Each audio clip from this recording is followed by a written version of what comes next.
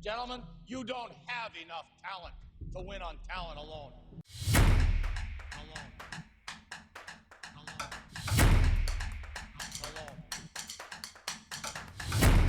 There, we'll hope this thing works, because otherwise I am going to in fact use AI for whichever one of us fucks up the face cam the first time.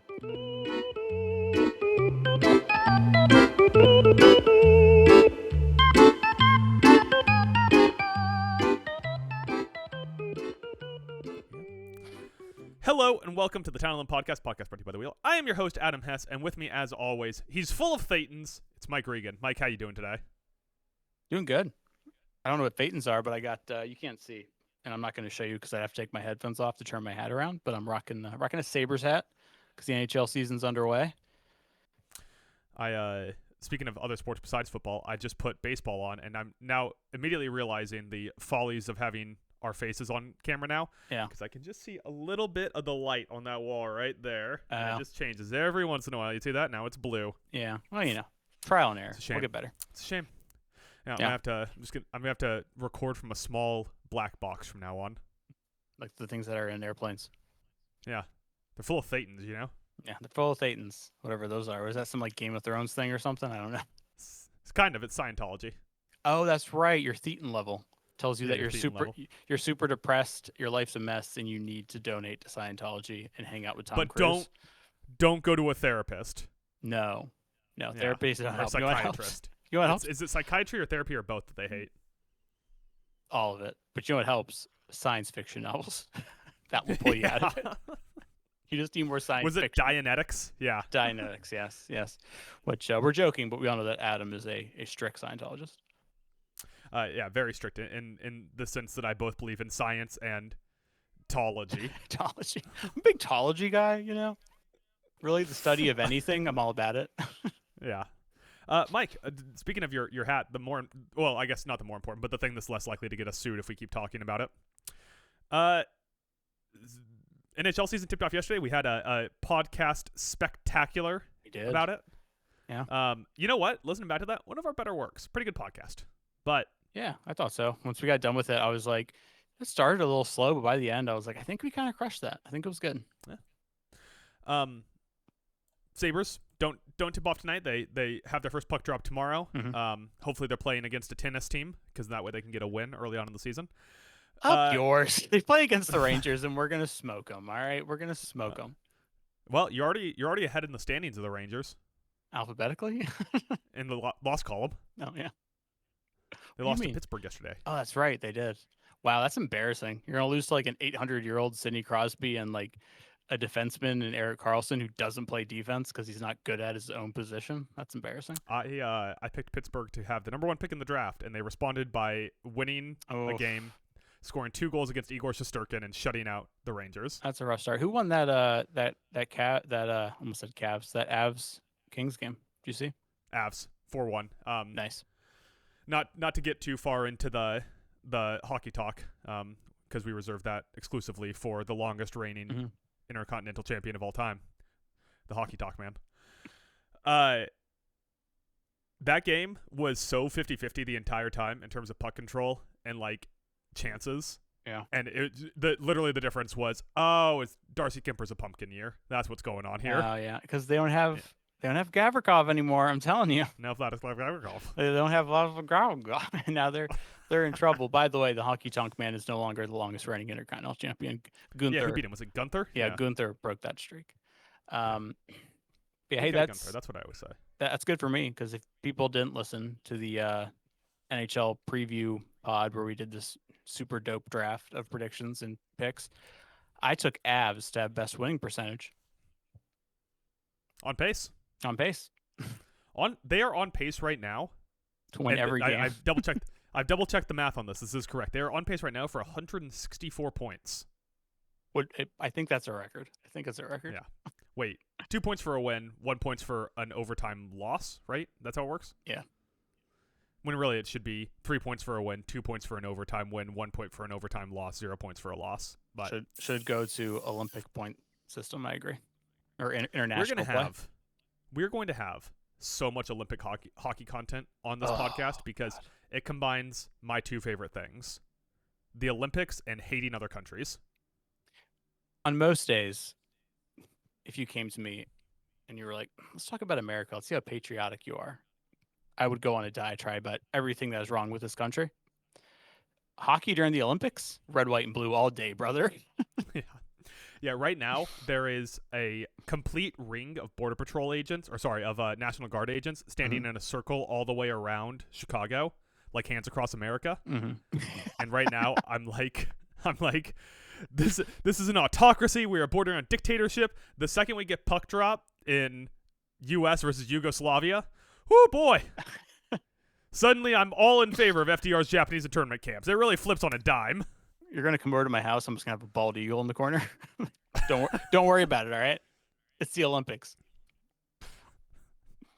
But we are not an Olympics podcast typically. We are also not a hockey podcast typically. That's our other podcast. That's Baskey. Yes, Mike, we are an NFL football podcast, and I say NFL because you're a college guy. It's dirty. It's disgusting. I don't like to talk about it.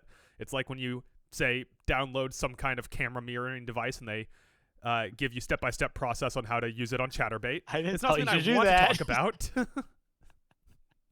It is, however, something that we need to recognize in the process of this. But you're a dirty college guy, and we're not here to talk about college. Unless, has Arch Manning suddenly got better this week? I mean the Florida game was rough, but he also, like, every snap it was like maybe 1 second later, possibly 0.5 seconds later, he had a gator in his face. So I will give him that. But no, he's not. A he's real not one or doing a much player? better. A player, but it might as well be a real gator because Arch, you don't even have to make contact with him. I mean, they made contact with him a lot, but even if you just get in his airspace and he can feel you, he messes up. He really struggles against pressure. It hasn't been pretty. But here's the thing. In his 6th season, when he's on his It's not third his team and sixth he's playing for Liam Cohen in the Oh, NFL, gotcha. Okay. he's gonna be fucking awesome. He's gonna be nails. I agree. Yeah, he's gonna be awesome. I've heard more people using the term "he's gonna be nails" recently, and I gotta say, I fucking love that term. I stole it from another podcast I listened to. A guy on it I like would use the term nails, and I was like, that's fucking badass. I'm stealing that. Yeah, it's like in It's Always Sunny when Matt calls people jabronis twice, and Charlie stops him and he's like, I gotta stop you. You've been using this word jabroni, and it's great. I love it. Yeah, exactly.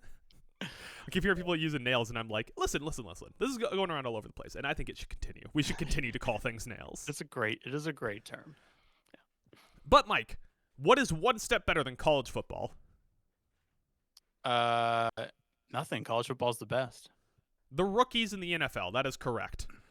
So, The height of college football cannot possibly compare to Cam Ward losing all but one game the entire season, but getting to play in a real league. And with that, Mike, as we are now 5 weeks into the NFL season, I thought we'd do a little rookie review here. What? I know. I was just gonna say, rookie review. Looking forward to the segment. Too high, too low, just right. To kind of steal your thunder and say what we're ranking players as. You know, I have 28 players listed, so I don't think I'm gonna get through all of mine. 1, 2, 3, 4, 5, 6, 7, 8, 9, 10, 11, 12. I have 12 players. Yeah, you picked like the most NFL topic that is college football adjacent. Yeah. So I went a little heavy. I'm hoping that you overlap on some of mine, then I don't have to worry about missing out on them, but we'll see. It'd be wild if we didn't and we had 40 players to talk about. You know, I'm not going to go through all of them, obviously, for the sake of time. But as Mike said there, we are doing a little rookie review 5 weeks in. We are talking about players who were taken too high, too low, just right. And then I kind of want to get the idea of who you think had the best draft 5 weeks in. Yeah, that was. I might have to turn off my TV. That's a That was pretty a light. bad look every time it flickers. Oh yeah, I just saw it change. Yeah. No baseball for Adam. Tigers. Back to sitting in darkness. Tigers winning. Maybe. I don't know. No, you weren't paying had to turn attention. the TV off. Well, no, I had to turn the TV off. For all I know now, the Mariners are up 41-0. Turn the TV off. Turn the TV off. You stop it, you motherfucker. So Mike, I figure we'll start with we'll start on a high note and end on shitting on a bunch of 22-year-olds. Okay. So let's start with too low. Who was taken too low in the draft? You say 22-year-olds, but Dylan Gabriel and Tyler Shuck were in the NFL or the college football for like 6 years. So Yeah, it's too low. it's the old rant where he's like, "I'm a man. Yeah. I'm 40. That's Tyler Shuck yelling at Spencer Rattler on the sidelines of Saints games. Yeah. So by the way, can we stop real quick? I just mentioned the Yeah. Saints. Do you know how interesting the Saints coaching staff is? well, I know they have the Nuss Bus's daddy. Yeah, they got the dad bus. They have Kellen Moore, who's been on 11 football teams in the last 11 years. Mhm. Do you know, Mike? Do you know who their defensive coordinator is? No. Brandon Staley. Oh my God. Shout out to the Staley Award for worst coaching decision, which will always be called the Staley. It will never change. It would take something phenomenally terrible for us to change it off there. A la, say if Kyler Murray got hit in the face mask and got a concussion on a snap. I was about to say it would take something that dramatically dumb. I was about to say spoiler alert for later, but it's getting close to being called the Gannon.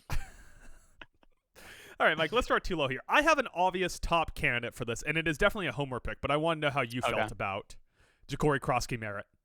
Too low. 7th round pick. I mean, Bill Krosky-Merritt? Yes, Bill Krosky-Merritt. How dare you? For the He layman, likes to be called Ja'Cory. Bill. He likes to be called Bill. How dare you? Yeah, round 7, pick 29. That's pretty good. That's nearly Mr. Irrelevant. Nearly Mr. Irrelevant, which is pretty wild, especially when so much of the picking players who are like too low is looking at guys who got taken ahead of them. And obviously with him getting picked round 7, there's a long list of guys who got taken ahead of them. There's other running backs farther up the board that I may possibly mention. And he's great. I mean, I feel like he's taken over that backfield.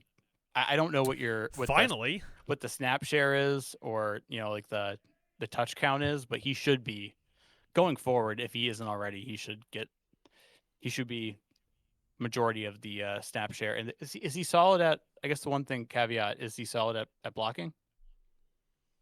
I can see what his grade is. He doesn't come in for a lot of blocking, is the thing. So far, when he's come in, he's carried the ball mostly. Let's see, pass block, but he is like you even say like he's taken over, or has he taken over the backfield? Still no. He had 14 rushes last week for 111 yards. That was still second on the team behind Chris Rodriguez. Yeah, he has a pass block grade of 31.2 and a run block grade of 41.1. Yeah, not a great blocker. No. Not a great blocker. Not a great blocker, but offensively, he's the guy you have to go to. Pretty skinny, which I think is probably part of that, and that's also probably why he doesn't get as many snaps. But 14 attempts, 111 yards, and 2 touchdowns in week 5, along with 2 targets for 39 yards. So 14 attempts in week 5. Weeks 2 through 4, he had 19 total attempts. He's a bad man. He is currently the only running back on PFF graded above a 90. Running back? That's period. Yeah, that's not rookie running backs. He is the top PFF rushing grade player, and the only one over 90 right now. Yeah. I believe it. I mean, we saw it in the preseason. Right? That guy's kind of a dude. Yeah, and sometimes that works out, like in Krosky-Merritt's case or Mahomes' rookie year, and sometimes it doesn't. Maybe some certain quarterbacks from Purdue suck you in, have you believe, only to be out of the NFL a couple years later. But hey, we're not talking about them. They're not rookies. Yeah. We're here to talk about rookies. Who is your next person that was too low? Too low. Let's see. Which one should I go with? I got so many. I got one heavily highlighted, but the world probably knows. Like you highlighted it multiple times? Like 27 times on Google Docs. Yeah. It's in like... It's just on your screen. Yeah, just have a highlighter streak on. It's the darkest shade of yellow. So I'll save him for later. I think we all knew who I'm about to mention. But I will go, you went offense, I'll go defense. Play the soundbite of Jesse Pinkman saying he can't keep getting away with this. I'm going to play the one where he says something else like, yeah, bitch, science. Yeah. And that goes to Howie Roseman. He can't keep getting away with this. Yeah.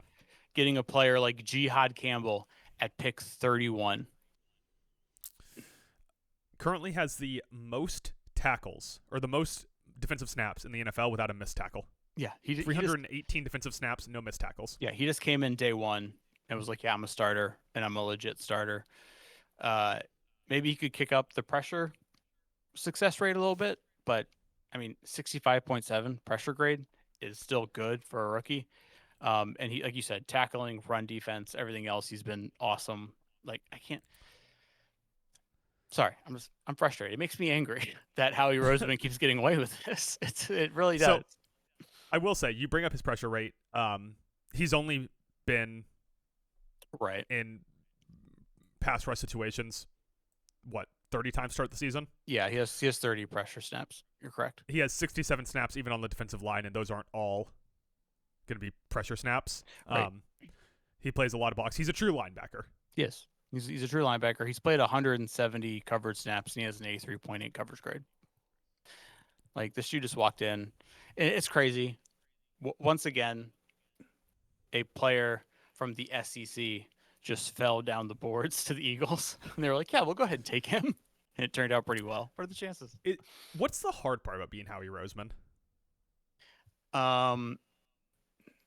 Every day his feed is full of reports about how AJ Brown is reading books and is angry.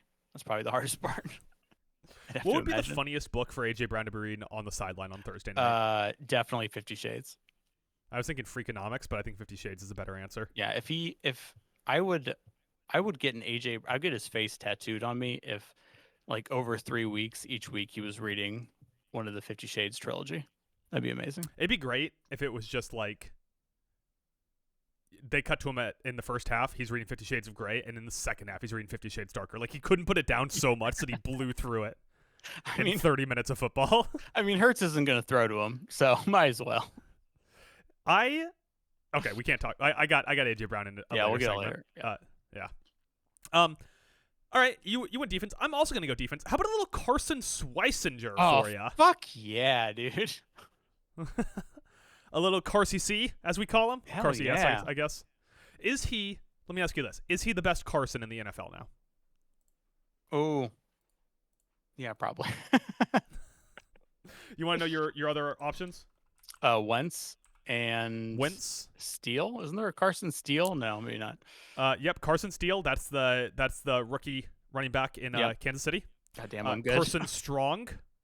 Ooh. Who I don't think plays in the NFL anymore. No, but I feel like the other Carson should fight him. Chris Carson. It sounds like a 1990s pop, like boy pop band name. Boy pop band name. Yeah, you know what I was trying to say. Carson Schweissinger comes in and is immediately impactful on the best defense in the NFL. Quick defensive power ranking. Who you taking number one? I mean, you just said the Browns, so that's the first thing in my mind. They're very good. The Browns are very good. If I had said Arizona, you would have gone with Arizona? Arizona's defense isn't bad. Falcons has also been pretty solid. But, I mean, Cleveland, my brain hangs on them because going into the season, I was like, this Cleveland defense isn't what it has been. You know? Like, it's not that good. And I have been proven wrong in big part because of UCLA's Carson Schweissinger. By EPA per play, Minnesota, Houston, Denver, Indianapolis, Detroit, Jacksonville, the Rams, the Chargers, Falcons, Philadelphia, and Cleveland at number 11. Success rate, Cleveland's 7th. I think that doesn't tell the full story because Cleveland got speed bagged early in the season. Oh yeah, that game against the Ravens kind of tanked their numbers. It's an outlier. Yeah, if we just move it to week 3 and on, by success rate they move up to 3. So. Yeah. By the game against the Ravens, I mean that game where Lamar was doing his usual stick where he, stat pads to make himself look like an MVP QB, and he's just really a good QB. Send your hate mail at me. Slide in my DMs. Tell them, like, bring it. I'm just going to move on past here. So far, 29 tackles on the season for Schweissinger, playing almost entirely true box linebacker. Classic white guy linebacker. Yeah, I love it. He's, not athletic. He's got it above the shoulders, though. You know what I'm saying? Playing a lot of run fill, just excellent in the run stop. I will ask you this. So he was selected the first pick of the second round. Yes. Because of the position, is that not a just right candidate? Like, I feel like you could make the argument both ways. Yeah, you could definitely make the argument both ways because of positional versatility. Mm-hmm. But I would say the only linebacker playing better than him so far this year from the draft is Jihad Campbell, who you already talked about. Yeah. And if we look at the 2025 draft, I got see. it pulled up right here. It went after Campbell. It went Demetrius Knight, round 2, pick 17, and then Karsten Schwarzenegger, round 2, pick 1. But also Jalen Walker picked ahead of him. Who's not like been bad, but he's not a linebacker he's also either. Not really a linebacker. Yeah. Okay, so yeah, Jihad Campbell was first off. Yeah, Just Right's probably more accurate for Sure, it. is good, but I will say, are these not in the right order? I'm so confused. Anyway, yeah, go ahead. You said I'll just say, and then you got confused by why something wasn't in the right order, and then told me to go ahead. And just broke my brain. Yeah. Am I up next? Yeah, go ahead. It's really hard for me to edit the audio now that we do video, right? That's like true. when you do stuff like that, that's now in the final cut. That is true. I should probably not say as many racial slurs. That was a joke. At least not in a row. Not in a row, yeah. Space them out so you can cut them easily. That's a good idea. Yeah. You know what? I'll just go ahead and get to the guy who I'm gonna say. We all know I love him. My Dynasty League fantasy team is called the Scatterbrowskis for a reason. All right, Cam Scatterbo, drafted way too low. Way too low. This man is 3rd in rushing yards. 5th in rushing yards among rookies. He's also had an impact in receiving. He is also probably, I think it's fair to say, the best blocker among the running backs to come out of that draft. I would assume so. Yes, absolutely. There's not even a question. So, I mean, he just does so many things for that team. And when you sit back and you look at it, and there's a few running backs I have listed throughout this process. And you look at it and you're like, let's see, Cam Scatterbo, round 4, pick 3. Before him, Jordan James, Ja'Cory Krosky-Merritt, Caleb Johnson, Byshell Tutton, Quinshon Judkins, Tutton, whatever you want to call it. Quinshon Judkins, that was a great pick. Dylan Sampson, Marion Hampton, good pick. Travion Henderson, I have him in a certain list. We'll get to it later. And then Genty was the right number 1 pick. He's just in a bad situation. Also, something that Cam Scatterbo does really well for the New York Giants is average less than 4 yards a carry. All right, Mike, can I give you? No, it doesn't matter. The what he does, the yards after contact, the swagger he brings to that team, and the energy he puts into that offense is unmeasurable. And I won't sit here and have you disparage Cam Scatterbo. How dare you? You think I'm going to let you do that? I should hang up on this call right now. The podcast should be over. So far on the year, as a starter, he's averaged, oh my God, I'm bad at math. Somewhere between 3 and 4 rushing yards per attempt.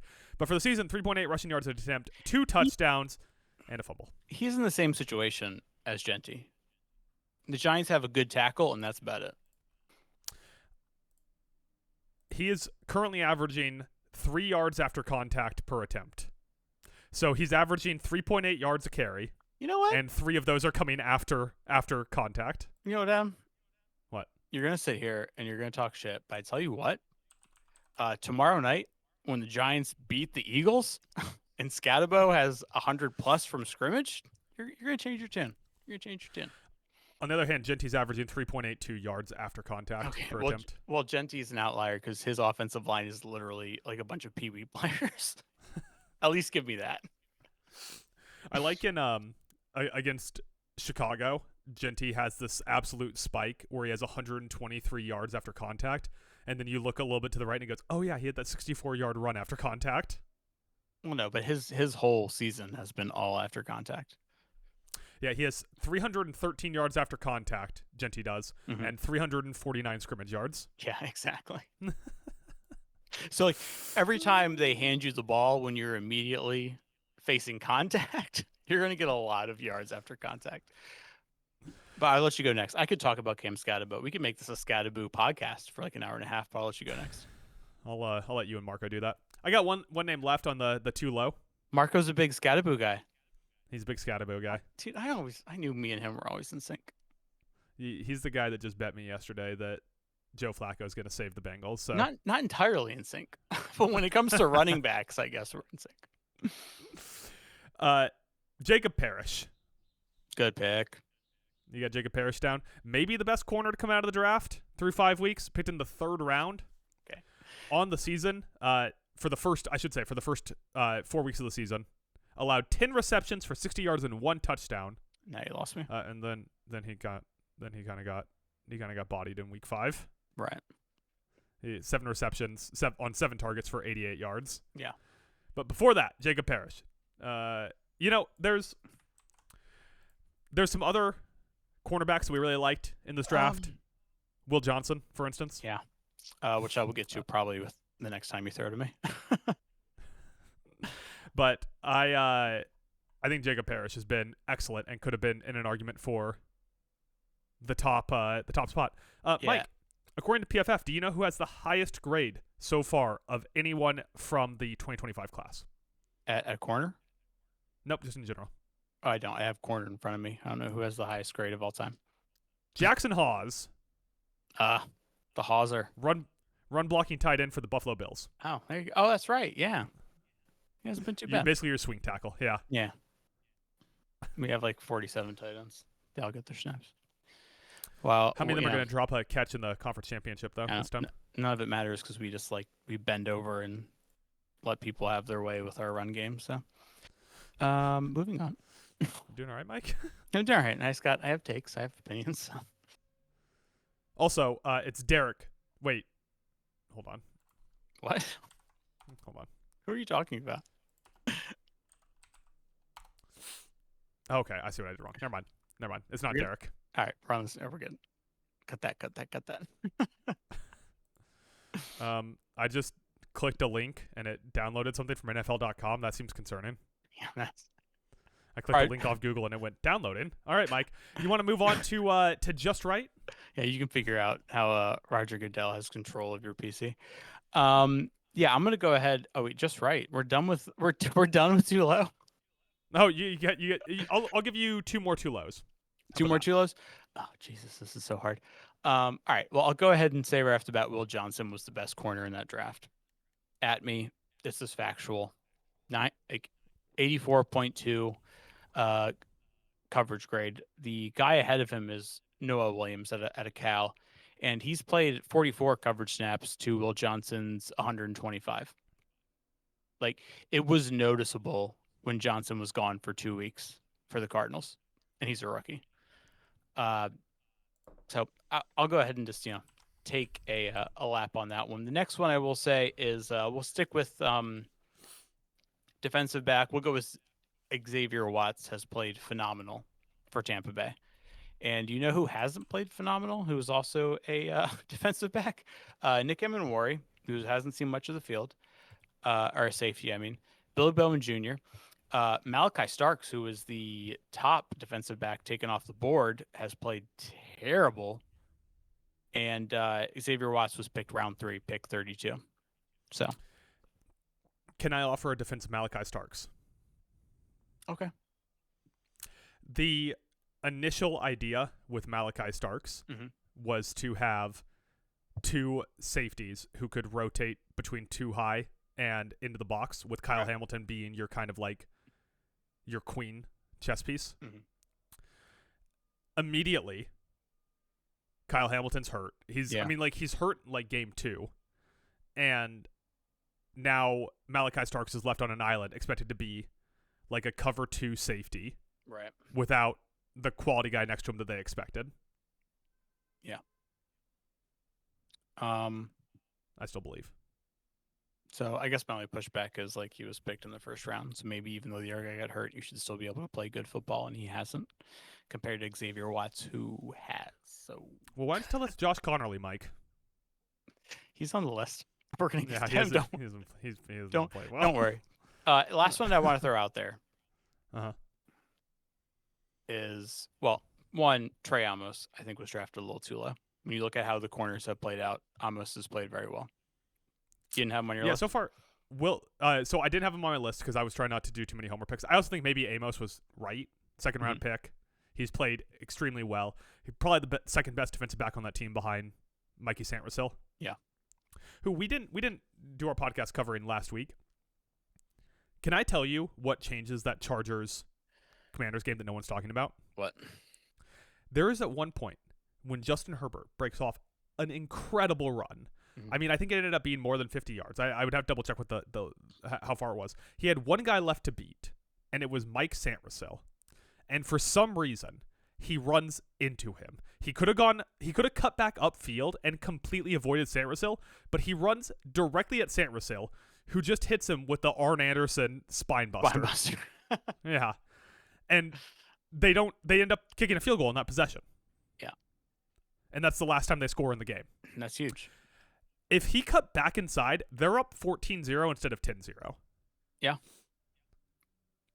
I don't know why he did that. Why did he run at Mikey Santrasil? But anyways, Trey Amos, second best defensive back on that team, played exceptionally well as a rookie. Much better than a guy that was supposed to come in with a lot of premium cachet in Marshawn Lattimore. Yeah, I just think you can call it just right, and I would agree with that instead of too low. But that's a track record now. Like, you guys have hit on corners in the second round 2 years in a row. Like, that's a track record officially. Yeah, it's going, which is very good well. because that was a huge weakness of ours, as you can tell from the fact that Emmanuel Forbes and Benjamin St. Juste are playing rotational positions on worse defenses. Also, real quick shout out to another safety in Jonas Sanker. I have him as just right. You have him as just right. Okay. Well, are we going to just right now? Right. Unless you had any other shout outs for too long. I have one, but it's going to connect to a too high, so we'll save that for later. And then Nick Scorton's played very well. So Nick Scorton has played very well. Should we start a podcast called Too High, where we smoke weed and just talk about safeties? You just talk about, we only talk about defenses when they're running cover two. No, literally just safeties. We just talk about too high safeties. That's I like it. Yeah, we just smoke weed and talk about safeties. Right, or we snort cocaine. We're like, it's fucking safeties. Fucking Eric Weddle. That would be such a shorter podcast. Yes, that's true. All right, mate. Just right. As you mentioned, Jonas Sanker. Playing great. Virginia Cavalier. Hometown hero. Hometown hero playing in his hometown state of Louisiana. Yeah. Taken in the third round, 93rd pick overall. Broke into the rotation, or I guess into the starting lineup in the second week of the season. And I feel like he's improving every week. Mm-hmm. I got a really good look at him in week 3 when I was watching the Seattle-New Orleans game. Very closely for whatever reason. I like both those teams, so I just had that game on and was keeping an extra eye on it. And you know what? Just a consistent and good player in coverage. Mm-hmm. So far, he's allowing 3.5 yards a reception. Not getting targeted a lot, and plays a lot of box and a lot of free safety. Yeah, just a fun, good safety prospect on what I think is going to be an emergent Saints defense in the second half of the year. Yeah, the Saints aren't all thanks to Brandon Staley. I was gonna say it's weird to say all thanks to Brandon Staley. I don't know if I can say that, but I will say the Saints aren't as bad of a team as I think the national consensus thinks they are. No, I think that their offense is very bad, because of a chance, because they've had some inopportune moments where drives have stopped, and B, just generally the weaknesses of Spencer Rattler, who I think isn't like a total jag, but he's not going to drag your team to a Super Bowl ever. How dare you? Our redraft league, which is a super flex league, my second QB this week was the Rattler Snake, and I won, baby. I got the dub. Nice job. Nice job. Did you beat the league average? I didn't. So I went from 4-4 to 5-5. Heartbreaker. League average was fucking cracked this week. Oh yeah, who went? Oh, what team was it? 140. Oh, that's ridiculous. That you look at the top 3 teams; all of them were over 170 points this week. Yeah, that's disgusting. I think this league should be shut down. Just right. I'm going to call this guy just right. You can easily make an argument that the team that traded the farm to take number 2 overall in the draft maybe could have just chilled and taken him at number 2 and had a ridiculous pass rush. But Abdul Carter has been as advertised. Yeah. He's played the most pressure snaps of any rookie edge rusher so far this year, and he has 82.4 as his pressure grade. You know who number 2 is? Wait, amongst rookies? Yeah, if you sort by total amount of pressure snaps. Like total amount of pressures on the season. Who's number 2 behind Abdul Carter? Yeah, not amount of pressures, but amount of snaps where they were sent to get pressure. At pass rush. At pass rush, yes. Wait. Okay, the amount of pass rush snaps. Who's Yes. number 2? Mm-hmm. Mykel Williams. Yes, and he's a 55.7. Yeah, he's definitely right now. Mykel Williams is on my 2 high. I have him listed there. Yeah, that hasn't gone well. Abdul Carter's been 100% what we thought he was going to be.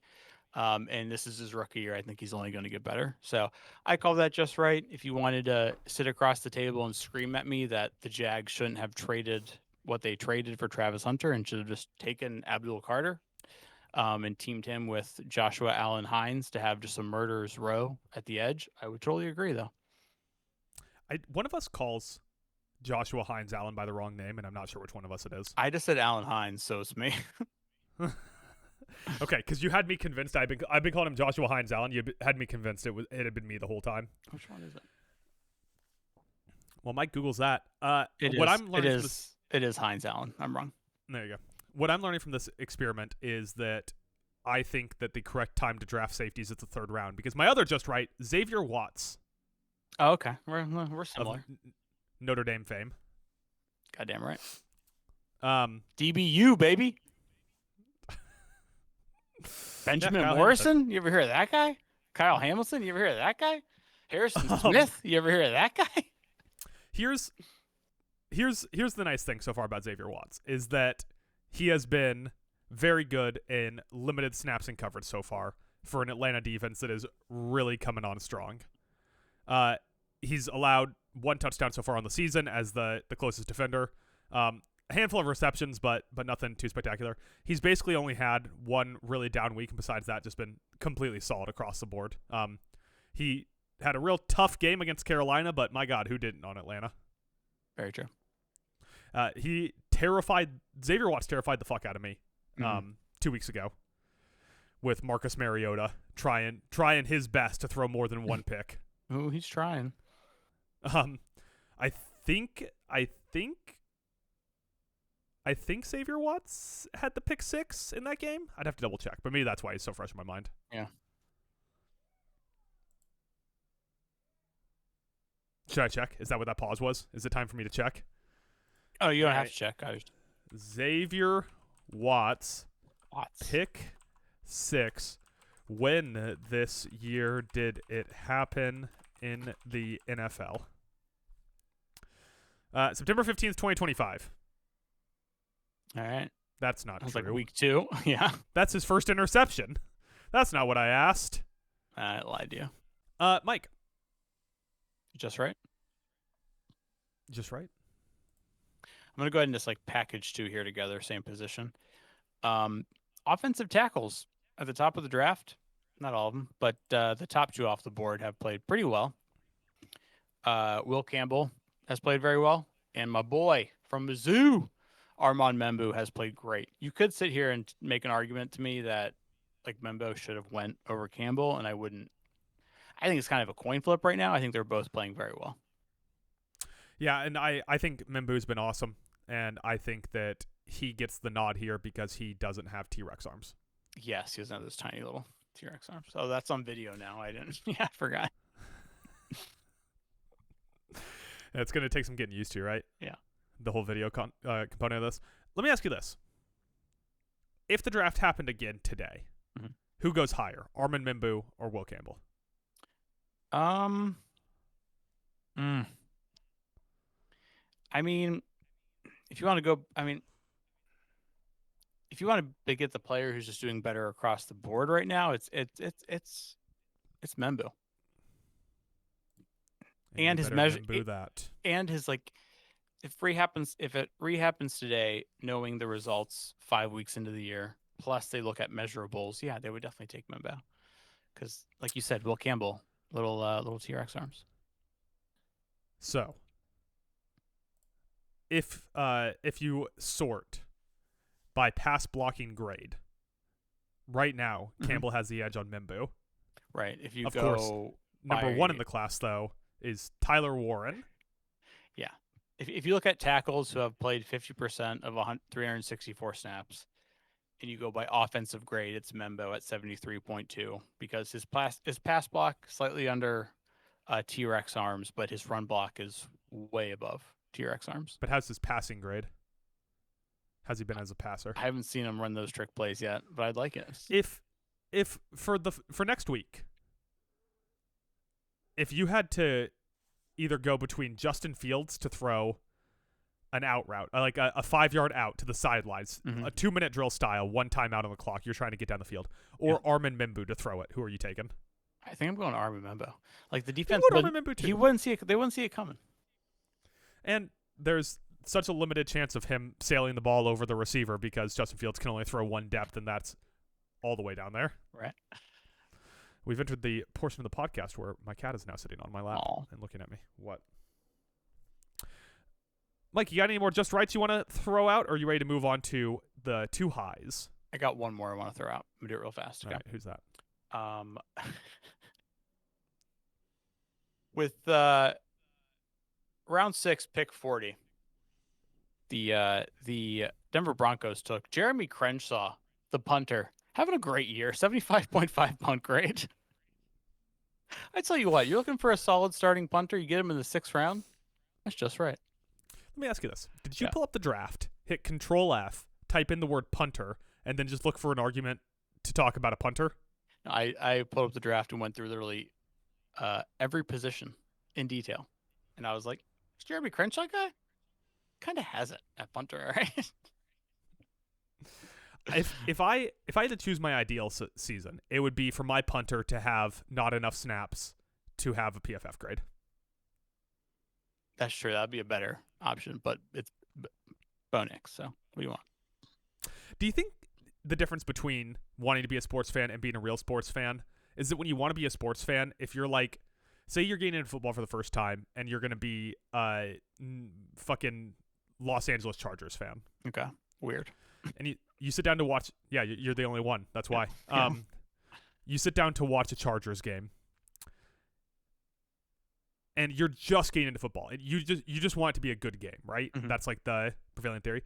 Mike, you as a Bills fan, if the Bills won every game in a season and they won every game by 55 points, would you be happy with that? Absolutely. Yeah, I think that's the difference because. Oh, my cat typed in a bunch of extra words on my notes when her food got dispensed and she ran away. They're all very inappropriate words, by the way. Dirty cat. She did. I think there's a 3, a 6, and a 9 somewhere in there, so maybe she's a big John fan. I don't remember where I was going with that. I got distracted by my cat typing in Big John or Little John lyrics. Anyways, 2 highs. Yeah. Mike, can I continue to punch down? Is that fine with you? It's all punch Shamar down. Stewart. Yes. Bengals had a terrible draft in general when you look at it. It's bad. 66 snaps before he was injured. He had 1 good game, 1 bad game, 3 pressures, 0 sacks. Yeah. On pace to match his college career through 3 years. Yeah. Took him in the 1st round. That's smart. And then they waited for a while and then paid Trey Hendrickson. So what the fuck was any of this offseason for? I mean, it's the Bengals. They're not a well-run organization. You know, I feel like we'd be just going in circles to try to just figure out like their psyche on the decisions they make. Yeah, I mean, they're not as well-run as, say, the Browns with their Carson Schweisingers and Dylan Gabriels. Right, trading Joe Flacco. Mike, 2 high for you. 2 high. I'm gonna go ahead and so I'm gonna connect this there one. I gotta name this podcast 2 high this week, right? Like that's got to be the title of this podcast. Yeah. There's an offensive tackle that is glaring, but I'll let you go ahead and rant on that. No, feel free. I don't want. No. I'm not gonna do it. I don't want to talk. I'm saving for you. Let's go ahead and go with let's go ahead and hit those offensive lines. All right. Let's go with. There's a few people you could go with. The offensive line was like very boom or bust so far this year. Jonah Svenai, I can't pronounce that right. I'm not even gonna try anymore. I quit. The Miami the Miami guard. Yes, the Miami guard. It's been rough. So, and he's been starting 278 snaps, And so his run block grade is 43.1. His pass block grade, I don't even know how you do this playing that many snaps. His pass block grade is a 0.0 Seriously? right now on PFF. It is a 0.0, and he was taken round 2, pick 5. That is ridiculous. Yeah, not How great. do you do that? I'm Oh my God. He's played 100% of possible snaps at Yep. left guard. The best part is if you pull up, you click on his name and you pull up, his all the games. 3 of 5, 3 of the 5 games he's registered as 0.0 in pass block. How do you even do that? I don't know. How is that possible? I don't know. I'd have to And, call like- Collinsworth to find out. Like, he's only allowed 2 sacks and 16 pressures. Is he playing wide receiver, but he's listed as a left guard? No, 60 And so they keep- pressures is a lot through 5 games, I think. What's the rate of that? Let's see. 270 193, 16. Multiply it by 3, that's not even a full season, and you're already at 48. So he's allowing an 8% pressure rate. I feel like it's not good. Yeah, I feel like your best tackles allow a 0% pressure rate. Yeah, I don't feel like you want that. Yeah. Or maybe like a like below a 1%, right? Like just for reference sake here. Hold please. Mike, can we get some background music? That's the go-to. That's the go-to background music. So for reference sake, so far on the season, Garrett Bowles has allowed 4 pressures on 210 passing snaps. Right. And which right is, after less than 2%. Yeah, and the next 2 guards taken after him were Tate Radledge and Dylan Fairchild, neither of which have played amazing, but neither of which have played as bad as Jonah. I'm not going to try to pronounce it again. Imialov.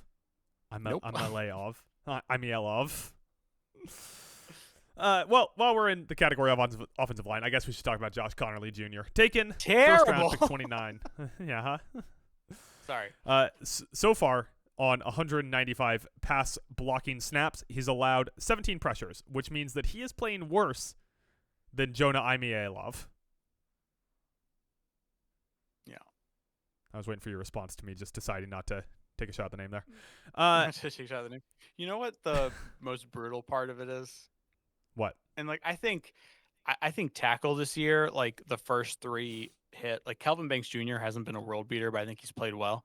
But like the next tackle taken after Connerly, just like 3 picks later, was Josh Simmons by the Chiefs, and he hit. Yeah. Like Josh Simmons Yeah, has played he's well. been good. That's the part that hurts if you're a Commies fan. The weird part is our run game is so fucking good, despite the fact that our right tackle is incompetent. And now, okay, so here's the argument to say let's not give up on Connerly yet. First off, not even 22 yet. One of the youngest tackles in the class. To start the year, he played the Giants, who have the aforementioned Abdul Carter, Kayvon Thibodeau, Dexter Lawrence, and Burns. What's Burns' first name? Burns, not Brent Burns. Brian Burns. Brian Burns, there you go. They got Brian Burns. Then Green Bay with Micah Parsons, and that was back when that defense was really good before the hashtag collapse. Vegas with Max Crosby lined up across from him. Atlanta with their resurgent defense, and the Chargers with the Jesse Minter-led super awesome, we're going to be great at football now defense. Allegedly. So maybe coming out now we have the Bears. Maybe this will be a little bit of a bounce back week. We'll see how he plays once we get to like Dallas, where everyone should be able to block everyone on Dallas. But tough start to the year in terms of opponent, and it shows. It shows when he's allowed 4 sacks. Yeah. Although 0 sacks the last 3 weeks, Mike. That's true. Your counterpoint. I have a counterpoint. He's not been very good. I don't think I need one. Mike, your next too high. My next too high is going to go to I was looking forward. We are super running out of time. Yeah, I know. All right. So, well, I'll try to rapid fire this one. Have you heard of a guy named Matthew Golden? I got him on my list too. Yeah, he was drafted to be like the 5th wide receiver 2 on that team of the Green Bay Packers, picked in the first round. And right now, he is 3rd on the team with 126 yards. Congratulations. Romeo Dubes is 2nd. Their top pass catcher right now by yards Tucker and Kraft. by targets is a tight end. Yeah. And when you go ahead, you want to look at wide receivers just by yardage, who were drafted last year, you got to go to number 5 to get to Matthew Golden. Who was the 3rd wide receiver taken off the board? Give or take a Travis Hunter? Yeah, give or take a Travis Hunter. That would make him the 3rd one taken off the board. Speaking of which, I got both Shadur Sanders and Travis Hunter on my list. So I had Travis Hunter with the caveat of lower usage than expected, but yeah. I mean, still, like, that's on the Jags. Why are you using him that way if you were going to take him so high? Crazy good breakout week 5, so we'll see, but disappointing start to his year. Shadur Sanders, Mike, your thoughts? I don't have thoughts. He's never on the field in the regular season, so he's still not going to be QB2. They're putting Bailey Zappi ahead of him. Yeah, is just to like tie this together with 2 other things I had written down. There's only one game, but can we admit that Dylan Gabriel should have been picked ahead of Tyler Shuck? Like, Tyler Shuck couldn't beat Spencer Rattler out for the starting job, and this isn't like, oh, he's young, he's a rookie. Tyler Shuck is like halfway to having an AARP membership, dude. Like, what are we doing? Yeah, I totally agree with you. The one quibble I have with that statement is you can apply for the AARP whenever you want. I'm an AARP card member. I'm in the AARP because it got me a discount on my cell phone plan. So Sorry. Good point. The other 2 names I had written down here, Michael Williams, who I already talked about, and Mason Graham, who's had a tough start to the year. Yeah. So then one more name I will throw out. Let me see if there's anyone I really want to. Great. I was kind of rapid fire some. Gray Zabel. That was a miss for Seattle. Isn't playing great. I think he's been good. He's been fine. I would call him good Zabel. Good Zabel. Not great Zabel like his name is, but good Zabel. Call him good Zabel. I don't like the Travion Henderson pick in hindsight. Mm-hmm. They just don't play him a lot. He's getting outsnapped by Ramondre Stevenson, and he's averaging 3.8 a carry. If you want to talk about it, you can go ahead and tack like Caleb Johnson onto a why did you take a guy when you did if you were never going to play him? ? And then I guess the big one I have to hammer on here real quick is Colson Loveland should not have been the first tight end off the board. Yeah, that looks bad in retrospect. There was absolutely no reason for it. He isn't even getting, because he can't block for shit, pardon my language.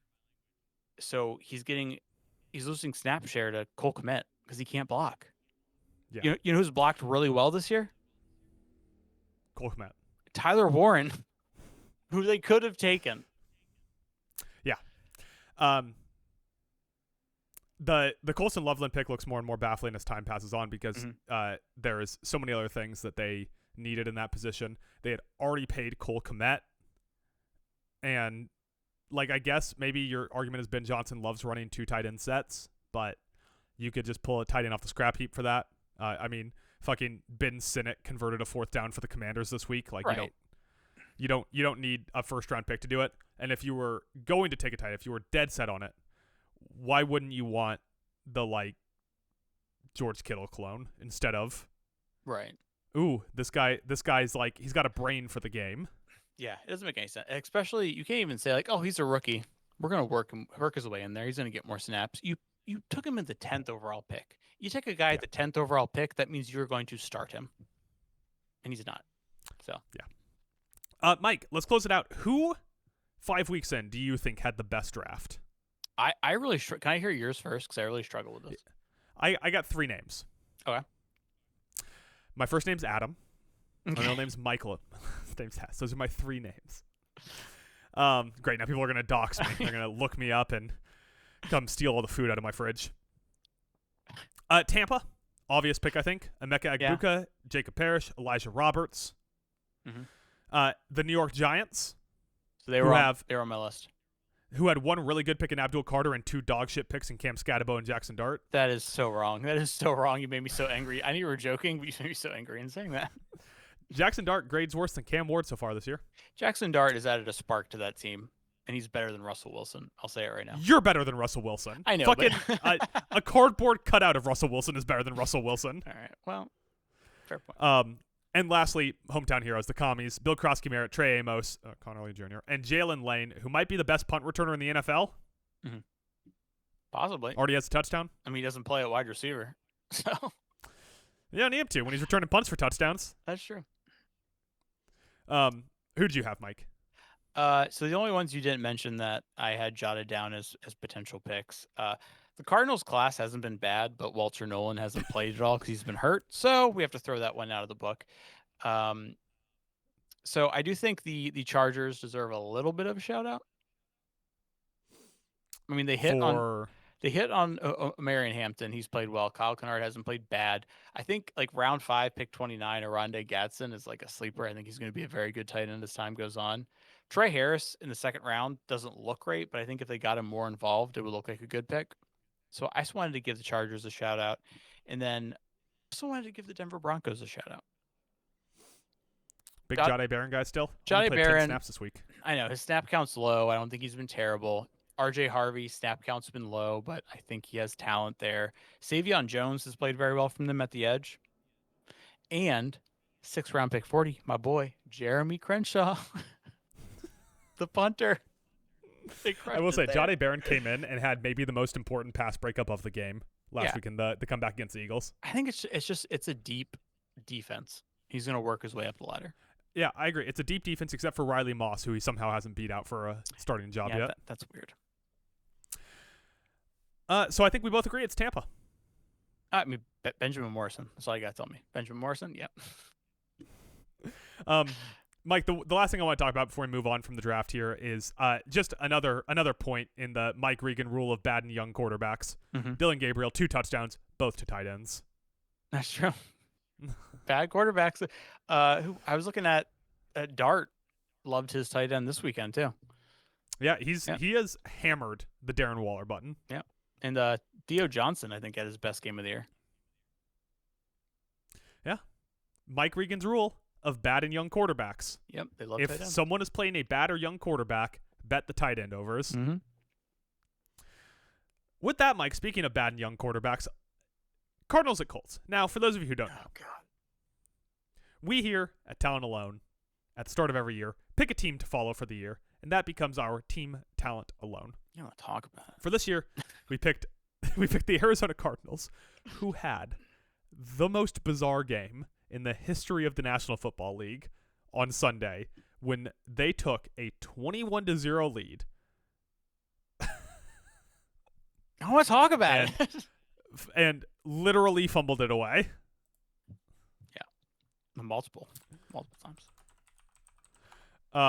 Well, literally in the sense that DeMarcado fumbled it out of the end zone. Can we talk on that real quick? Yeah, you want to start? So we'll start with DeMarcado, then we'll do the Kyler Murray helmet snap thing, then we'll have the fumble kicked in for a touchdown. We'll cover all 3 of those real quick. Right. This is a arm off of the DeMarcado thing. Gannon's done.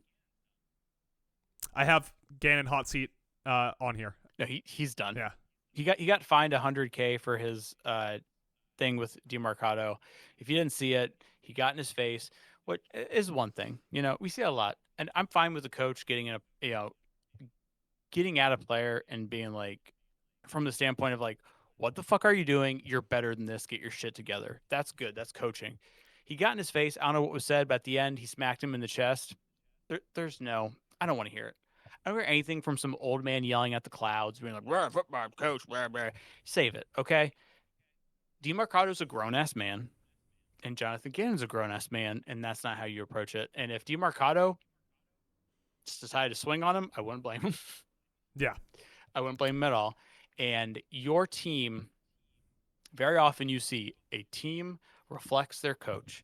And what did that team do on Sunday? They unraveled. And what was their coach doing on the sidelines? He was unraveling. Gannon's cooked. They're hoping the year doesn't go so bad that they have to fire him midseason. But end of year, it's done. Gannon's gone. So the question is, do they go hire the current Eagles defensive coordinator, Vic Fangio, as their head coach now? They're going to give him some Joe Brady, I think. Probably not after Sunday, but No, I agree. Completely unreasonable response to anything, any work related issue, Right. to have your boss physically assault you. Doesn't matter that it's a physical and violent sport. That is inappropriate behavior for literally your boss to partake in. right. And the two quick points I'll make on it, and then we can move on, is that, like, one, Tom Brady, when they'd cut to him when the offense was struggling and he'd be screaming at his offensive line, I loved it. But Brady was always like, he would chew him out, but the point of chewing him out was like, get your shit together. You're better than this. And Nick Saban is another example of a guy who you'd cut to him on the sidelines and he'd go after players who made mistakes. But like, if you go back and read my article, my On Saturday article when he retired, it will have the credit for who said this. But someone brought up how Saban would chew players out. It was never personal. He never crossed a line. And that's why people respected him, because he was doing it to pull guys up. What Gannon did was not to pull a guy up. So yeah, I'm out on Gannon. We have stock down, stock up, stock down coming up, and I didn't put him on the list because we're going to talk about him here. But stock cratering right now for the Cardinals and Jonathan Gannon. Yeah, tough for Jonathan Gannon, tough for Drew Petzig. I think that you are more likely right than not that we are seeing the waning days of this staff in Arizona. The question becomes from there, though, what the fuck do you do with Kyler Murray, man? Like, he's had stretches in the past where he's played like an MVP quarterback. It has not happened this season. Yeah, he made a comment recently. Was it about Call of Duty? Someone asked him a question. I can't remember what the question was, but his response was, hopefully I'm here to see it. Was it this week? Because he might have been concussed from when he got a ball snapped into his face mask. No, this was prior. This was in the week leading up to this game. So whatever that means. They asked him about the new training facility, and Murray said, "Oh, yeah, it's beautiful. I don't know when it's coming out, but hopefully I'm here to see it." So I'm just gonna take a quick look here again at Kyler Murray getting the snap into his face. It was very bad. He was a little woozy after that, a little shaken up. he like the problem is Kyler Murray's like his body makes it look like he's a toddler out there on a football field. Right. And the way that his arms flail around when the ball snaps him in the face is comical. Yeah, not and great. there is a chance that he got concussed from that. Yeah. There was that. There was that. There was DeMarcado. There was an interception. That was a fumble that went into the end zone. That was recovered by the Titans. Like, it was a complete collapse, and it's a representation of the entire team right now. It's frustrating because I feel like on paper this isn't a bad team. You shouldn't be losing to the Titans. There's a lot of injuries, and I don't know what it is about this team, man. Like, you and I stream NFL Blitz as we're going through it. And I have a problem where I will get up like 21-0 and then blow the game. It's because we picked the Cardinals as team talent alone. They do the same goddamn thing every week. Well, you know what's funny about that is early in the season when they were winning games, like 2013 over, well, they've now lost 3 in a row, but their first 2 wins that they got were 2013 over the Saints, 27-22 over the Panthers. In both games, they got up by like 2-3 scores and then just sat there for the second half. I mean, just incapable of moving the ball. Incapable, yeah. It doesn't make any sense. I don't know if that's like a Petzig thing or a Gannon thing or a Kyler thing or just the offense as a whole. Yeah, but it has been absurd to watch this team get up immediately and then just do nothing for the rest of the game. Yeah. Like, I honestly think you got to move on from Kyler. And I know that Kyler is part of a chain of you got to move on from because they drafted Rosen. The next year they draft Kyler when they don't think the Rosen has it. And now they've stuck with Kyler too long. He's the Trae Young of football. Yeah, it's an interesting like roller coaster because I feel like he was playing well and then he shit the bed. He got hurt, and I feel like during that process, people's opinion of him got like too low, and so I stuck up for him. But I shouldn't have stuck up for him as much as I did because like he is what he is. Can I tell you the actual thing that I think that I haven't gotten the chance to say yet this year? Is it racist? He's just kidding. He is. He's small. Yeah, he's small QB, and he runs. I know that you call me a size queen too often, but there is a legitimate difference in what you can do on an NFL field depending on your size. He runs like a as toddler. quarterback. He does. It's very funny. Trying not to fall over. He also flails like a toddler when the center snaps the ball into his face mask. They played that Thursday night game against the Seahawks, and my X/Twitter algorithm, like the For You feed, was just filled with memes where people edited, like made Kyler Murray extremely tiny with a big head. Yeah, that was edited. And yeah. Here's what I want to know real quick. What? If I can find it. What is Kyler Murray's under center rate? It can't be too high. It's probably mostly out of shotgun. Yeah. Which, once again, it's a little bit pot calling the kettle black because, my God, if you took a shot every time that Jane Daniels took a snap from under center, you would be bone sober for the entire NFL season. But bone sober, stone sober for the entire bone stone sober, brother. For the entire NFL season. But Kyler's just so limited because of his size. And yeah, he's a great athlete and he has a good deep ball, but that's what we say about every fucking undersized quarterback in the NFL. Right. The only one that's made it work long term is Drew Brees. Yeah. And you know what Drew Brees did? Same thing that Kyler tries to do. He just threw deep. He threw deep. Got the ball out quick. Maybe if Sean Payton was coaching Kyler, this would be a different situation. But with Drew Petzig and Jonathan Gannon, and before that, whoever was there, no one can remember anymore. It just, Cliff Kingsbury was there. Yeah. There was someone between Cliff and Gannon, though. I'm pretty sure not. That's possible. There's not enough juice for the squeeze. Like, you just can't get enough out of Kyler for this. And like, I think that there's other people that are catching strays because of that. Like, we keep shitting on Marvin Harrison Jr. And yeah, he's had some like bad drops or like hasn't maybe run the crispest routes. Like, he hasn't broken out and been Megatron 2.0. But it also doesn't help when your quarterback has been talked about in MVP discussions, but only in September's, and it immediately falls apart. Yeah, I do apologize. It was Kingsbury got fired in 2022, and then Gannon took over. So I was wrong. Yeah, that's what I thought. Don't you ever question my Kingsbury stock again? Let me say this about Kingsbury while we're talking about him. Mm-hmm. Sneaky kind of a doofus looking guy. Like, I think Kingsbury, when he was in Arizona, got some credit as like, oh yeah, another hot coach. Kind of looks like a goober. No, a little nerdy looking. Goobery. Yeah, a little goobery.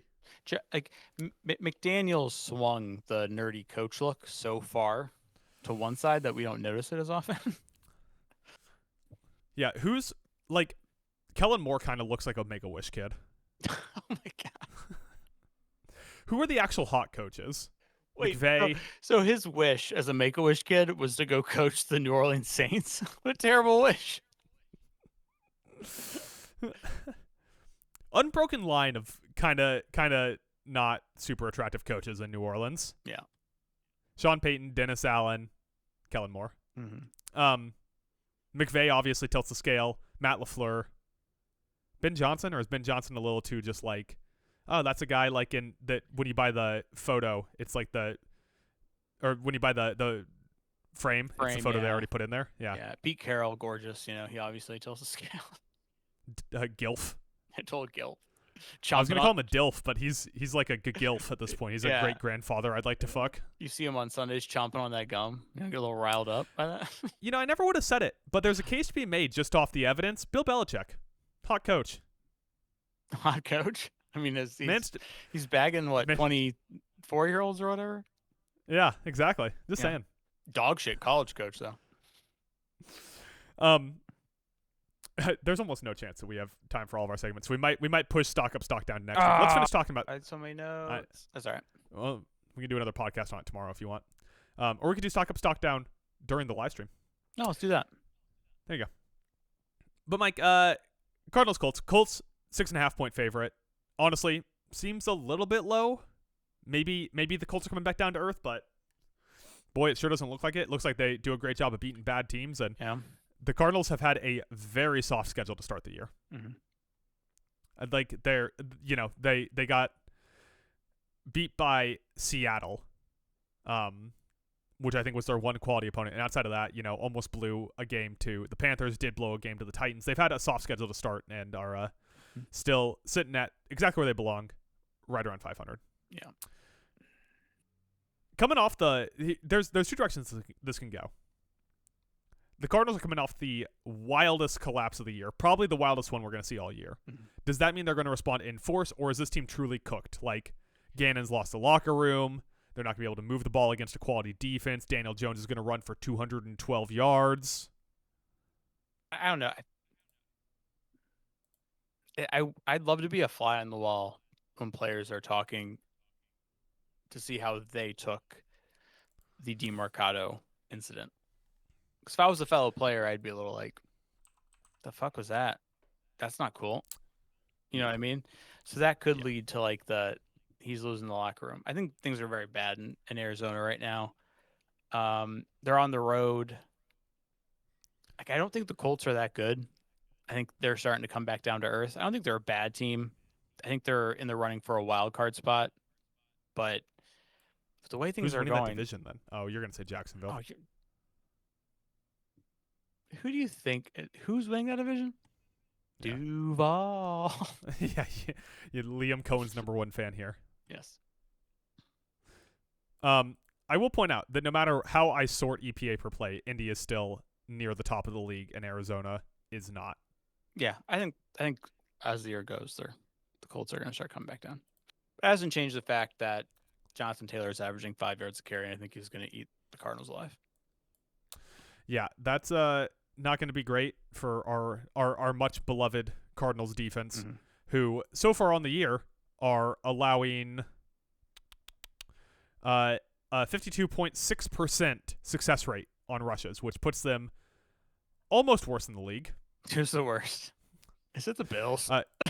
No. The worst in the league is the Los Angeles Chargers, and a lot of that has to do with schedule because they've played really good run offenses. But by EPA per play, the Cardinals rank 10th, so that's pretty good. Don't do that. So they're not allowing explosives; they're just allowing everyone to stay ahead of the chains. And good old go 5 yards of carry Taylor's coming to town to stay ahead of the chains there, Mike.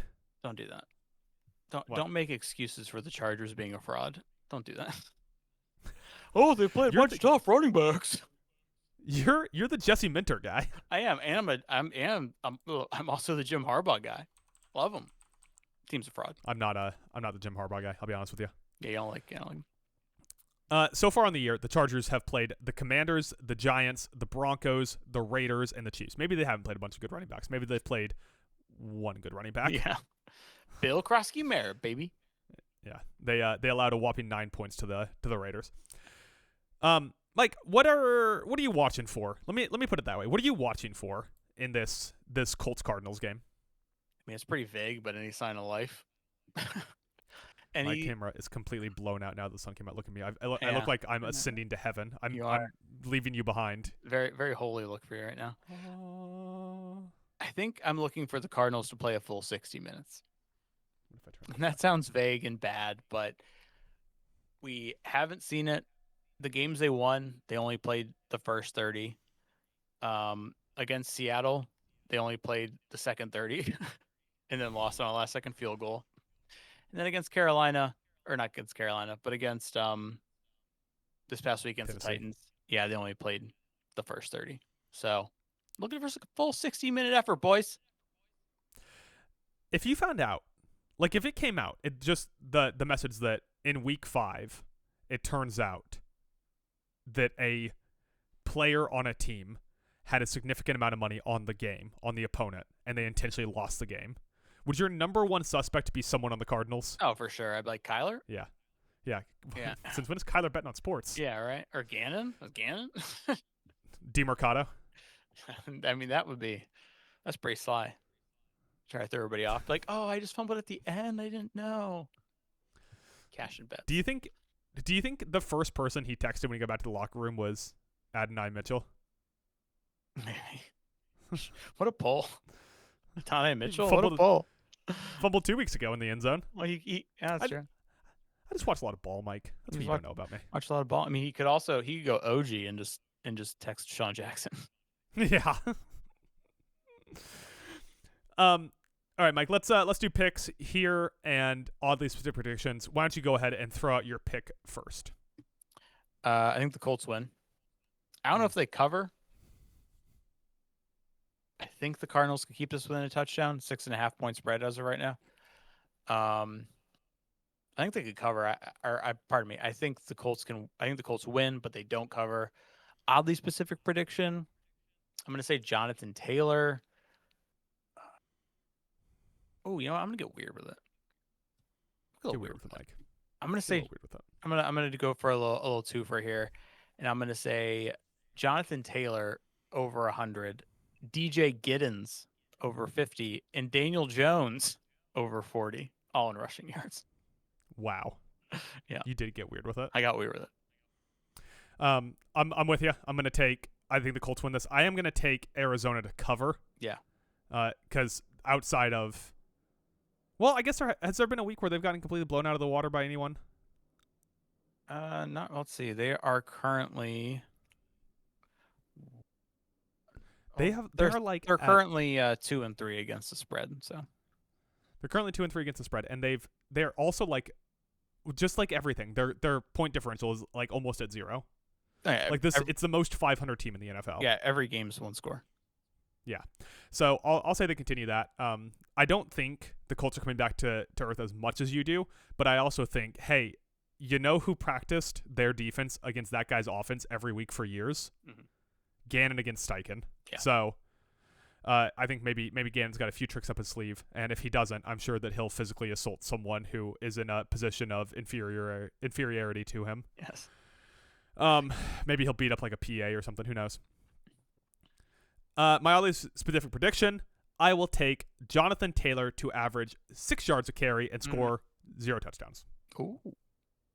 Daniel Jones getting all those 1 yard QB sneaks. Yeah, vultures. Yep. I got Daniel Jones in fantasy this year, which is a guy I picked up because I was like, fuck, I got X, Y, and Z injured. Or maybe it's because I think in the last round of our draft, I took Anthony Richardson. And then when they announced the news, I just immediately dropped him for Daniel Jones. Smart. Turns out to have been the best pickup I have on my 0-10 team. Yeah.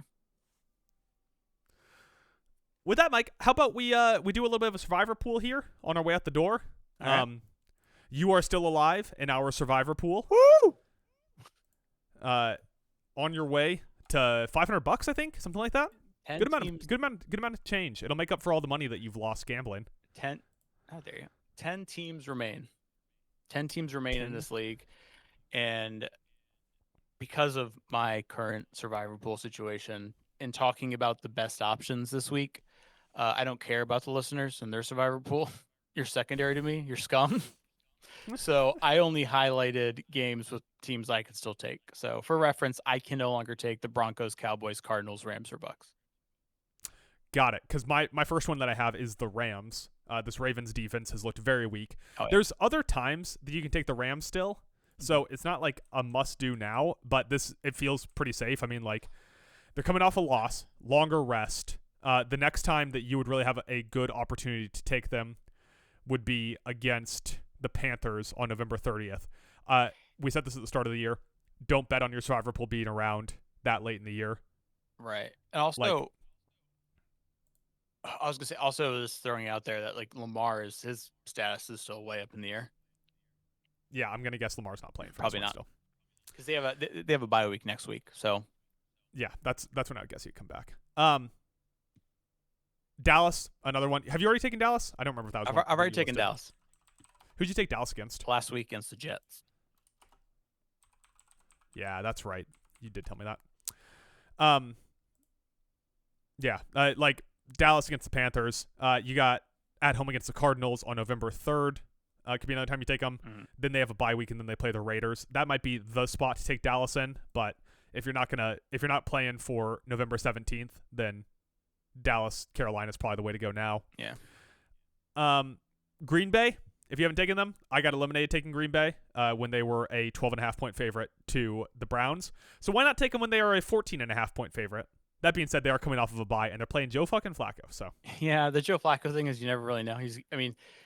How quickly do you get acclimated to a playbook? But it's also Joe Flacco. Like that year where he was sitting on the couch and they got picked up by was it the Colts? Who was that? Wasn't it the Browns? I think it was the Colts. When he won comeback player, wasn't that the Browns? Maybe. I just remember he came out and all he did was like, I'm just gonna chuck it deep. I'm gonna get 3 tutties and 2 interceptions every game. But let's see. Joe Flacco won Comeback Player of the Year with the Browns. Oh, okay, so it was the Browns. He only played 5 games? Yeah, it was very late in the year he came back. So you never know with Flacco. I think my thing with the Packers is they're probably going to be a very heavy pick playing the Bengals. And their next 3 games have some opportunities. The Cardinals, they're in Arizona, but still, they're the Cardinals, and that's unraveling. At Pittsburgh, I think Pittsburgh is like such a weird team. I don't think they're good, but I also don't like because of their because of TJ Watt, basically. I don't want to always like bet heavily against them. But then after that, they're home against Carolina. So if I think this thing's going to go for 3 more weeks, I could bank on them being my pick against Carolina. Not sure. Last one I'll throw out. This is a real depth pick. This is a real, you're a scumbag for trying to do this. This is the pick that you have if you are in like the sharpest. Look, now it got so fucking dark, and now I'm completely in shadows. This is the pick that if you think that your league has a shot at going 17 weeks. What? No, it was just really good. You're like, it's still a scumbag pick, and then it gets dark. Like it's very apropos. If you think that you're in the sharpest league that has a shot at going 17 weeks, this is the week to pick the Raiders. Playing the Titans. Titans coming off an absolute horseshoe up their ass win. 3.5 point line. It probably should be bigger. The only way the Titans win this game is multiple turnovers. Unfortunately for them, they're playing Geno Smith, who loves a multiple turnover game. Yeah. But this is the only week I could think of where you could take the Raiders. After this, Chiefs, Jags, Broncos, Cowboys, Browns, who will be starting at that point, I assume, Bailey Zappi. Broncos, Chargers, Texans, Eagles, Giants, and Chiefs again. I can't imagine that the Raiders are favored in another game this year. Yeah, I've thought about it so hard. I have so much like G&T stock that I'm like, maybe take the Raiders this week. No one else in my survivor pool, like no one else in that pool is going to take the Raiders. No one else. So it's like maybe I could. Some other teams I've written down, the Bills who are playing the Falcons on Monday night. They should be coming off a bye. Falcons are coming off a bye. Bills can't stop the run to save their life when they're facing Bijan. And they have Carolina next week. So you go wait and take them for Carolina. The Patriots are going up against the Saints in New Orleans. I mean, that was a big win for them. There's always a chance for like a come down game. Also, the Saints team isn't as terrible as I think we all think it is. My thing with the Patriots are the Saints team isn't as bad as we all think it is. And this is also A, trap game potential. B, after that they have the Titans on the Vrabel revenge game. And they still haven't played the Jets twice and the Dolphins once. So there's other opportunities to take the Patriots. So that's why I'm thinking, like you said, probably hang on to the Patriots. Philly against the Giants. I'm a little worried about that because 1, I don't like betting. I don't like picking Thursday night games. They can get weird. 2, there's some bad vibes in Philly right now. Don't love that. So I'm also thinking like maybe save Philly, see how the next 2 weeks go. Circle back in week 8. They're at home against New York. Maybe that's when we come back to that later in the pool. We've named like 9 of the 13 games this week. Yeah. So Chargers, they're probably going to be a pretty heavy pick this week because they're playing the Dolphins, who might be the worst team in the league. I mean, go ahead and throw that out there. That's also the best Chargers pick, probably until week 9 when they play the Titans. And then the Packers, who I think, did we talk about the Packers already? Yep. Yeah. But their next 3 are Cardinals, Pitt, and Carolina. Yeah, so we talked about that. I don't hate the commies this week. Yeah, so if I'm power ranking them, I would say stay away from Denver, New York. That's an overseas game. That's fucking weird. I would say stay away from teams playing teams coming off of byes. Outside of one specific example, if I'm power ranking, I think I'm going Dallas number 1, Los Angeles number 1, the Rams number 1, Cowboys number 2, and Packers 3rd as my picks for the week. Yeah. Who are you picking though, Mike, to stay alive in our survivor pool? I still haven't decided. It's very tough. Time to make a pick. You don't have to stick with it. No one's gonna check. I'm heavily considering the commies. At home, I don't love that. At home against Chicago, I know you don't love it. I think they can win this game. I'm not stressed about that. And if I wanted to take them, the next best chance is going to be week 11, 5 weeks from now when they're at Miami. So I think now is the time to take them if I'm going to. If not, I may just go with one of the other like heavy picks. But I mean, we'll see. Right now, I'm having to resist the urge to take Philly because I don't like Thursday night games, and I'm really, really having to restrain myself from taking the Raiders. I think the Raiders are going to end up winning that, so I don't think that's the worst pick in the world. And Right? you look like a fucking genius if you take the Raiders. Right? So there you go. Take the Raiders, take the Cowboys, or take the Rams. I would say. Save Green Bay. Save Washington. But I would say those are the three recommendations. Sorry to kind of push you off your spot there. I know that I No, you're good. kind of summarized it at the end, but we are running out of time here. Yeah. Obviously, we don't have time. We're going to do stock up, stock down. Ran out of time for that. And we're going to close out the podcast here. But of course, first, Mike, we have to do America's favorite segment, and that is Prospect Wordle. Oh, shit, I wasn't ready. I gotta keep it. I gotta keep it just random enough for you not to be ready for that. As everyone knows, Prospect Wordle is a little game we play here at Talent Alone, where Mike has 6 opportunities to guess a prospect that I have chosen ahead of time. And since Mike is a big brain genius college guy, he knows all these prospects. Mike gets these clues in a row. First, he gets their height and weight, then their projected draft day, then their class or number of times transferred, then their conference, their team, and finally the position of football that they play if you can't get it from there. With that, Mike, are you ready for our second edition of Prospect Wordle this year? Yes, number 2. Hit me. Number 2. 5'9", 188 pounds. 5'9", 188. What a tiny little man. What a tiny little cute little guy there. Look at the little 5'8". It's gonna really blow your mind when you find out he plays defensive end. I know. That immediately makes me think running back or a little like slot receiver. I mean, Tez Johnson's like 4 foot 120, so you never really know. Imagine if he got drafted by Arizona. Like literally, Kyler Murray would never see him. Oh no, way too small. He should get drafted by the Bucks because they also already have Tez Johnson. The only running back I can think of like day one is Jeremiah Love, so this is kind of hard right now. Do you think Jeremiah Love is 5'9", 188? No, he's not. Okay. Absolutely not. He's. I will say bigger this: than that. 188, a little heavy for 5'9", a little stocky. That's true. A little stocky. Like I would bet Waddle is like 5'10", 170 something. Same thing with Matthew Golden. Yeah. 5'9", 188. What a tiny little man you've picked. I'm so confused right now. This is throwing me off. I don't know. I don't know how big he is, and he's probably bigger than this. Malachi Lemon? No. I didn't think so. Not a lemon party today. No. Mike, this player is a day 2 pick. Okay. Day 2 pick. All right. Day 2 pick, 5'9", 188.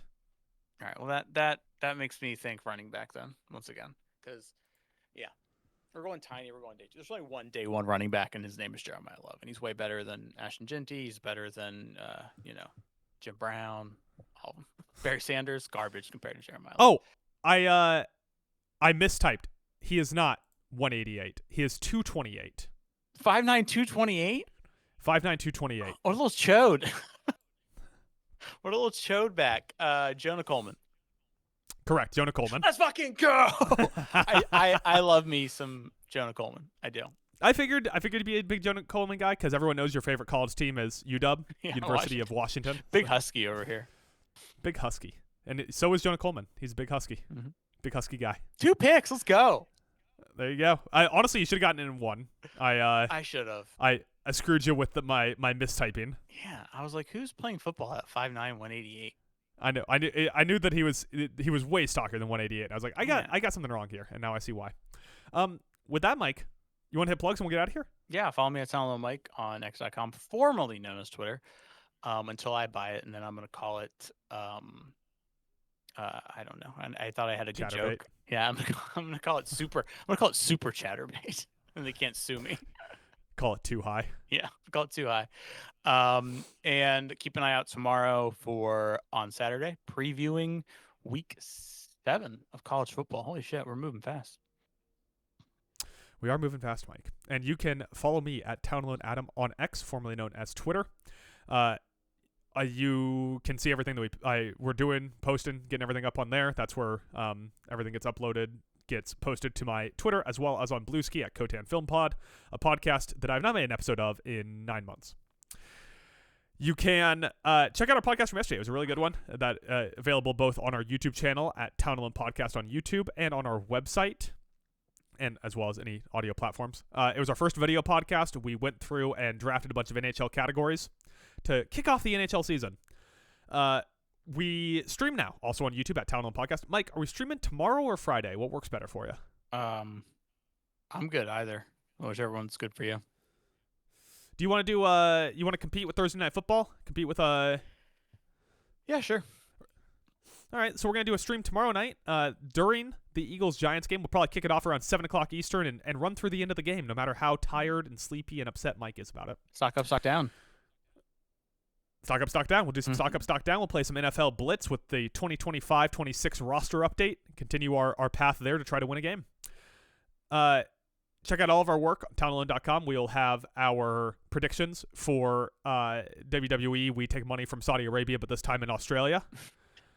Which is happening this Saturday since it's happening in Australia, I assume 12:15 in the morning. Where they'll be wrestling for really big, really ugly belts. And with that, Mike, kangaroos too. Like kangaroos. Wait, and kangaroos. And kangaroos. Yeah. The winners all get With that, kangaroos. Mike, would you like to give a camera-based shout out since we are now on face cams? A camera-based shout out? Yeah. All right. Shout out to the cameraman. The Saints legend, Cam Jordan.